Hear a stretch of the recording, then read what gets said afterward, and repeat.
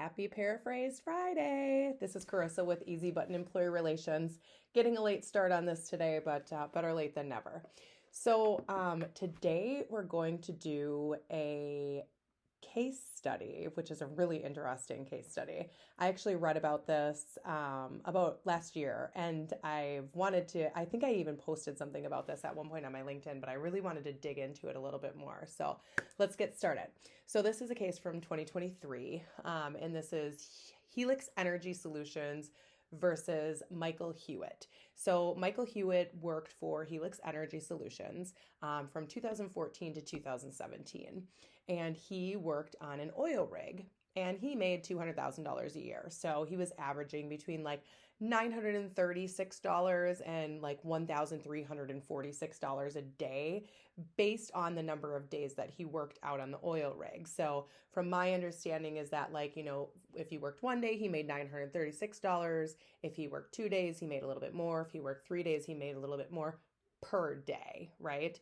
And so that's how he was paid. He was paid every 2 weeks, and he was paid based on the number of days that he actually worked in that week. That being said, he averaged about 84 hours per week of work.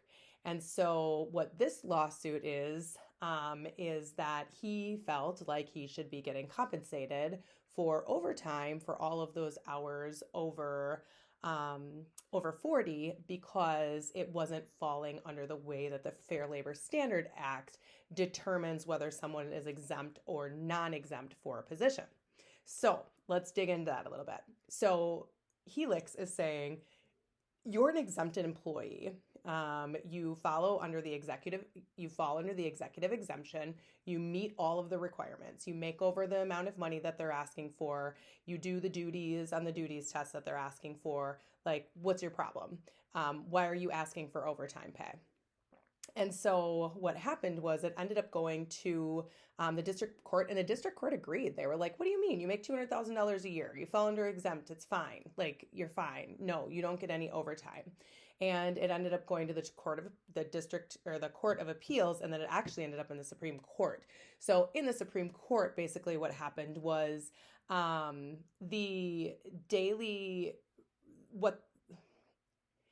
employee will be considered to be paid on a salary basis if the employee regularly receives each pay period on a weekly or less frequent basis a predetermined amount constituting all or part of the employee's compensation, which amount is not subject to reduction because of variations in the quality or quantity of work performed.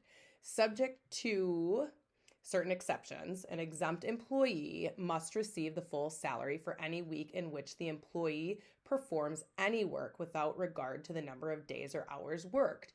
That is the definition or the salary basis provision, right? That's what salary basis is determined on.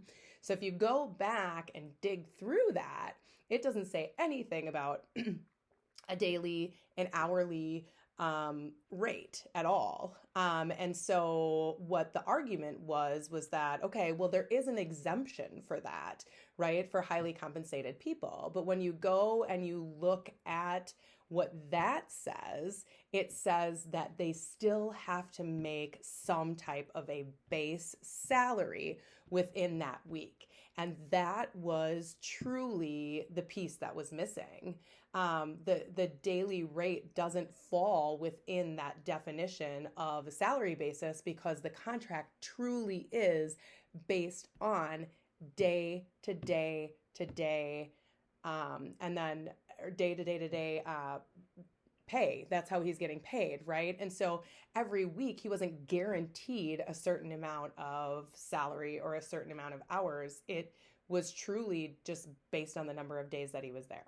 So this is, I've talked about FLSA, I've talked about the duties test, I've talked about the salary test, and this is a perfect example of how something that you think is fair isn't fair, right, within the court system.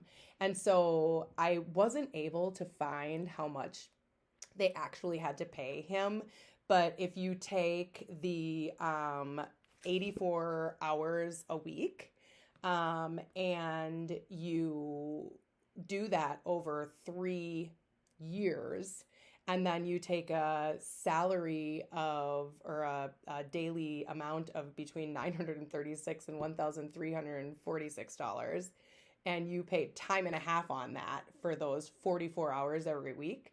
Um, that was a huge hit to this organization. And so I think this is just a huge reiteration to just remind you guys to make sure that you're working with someone that knows what they're doing from a Fair Labor Standards Act perspective.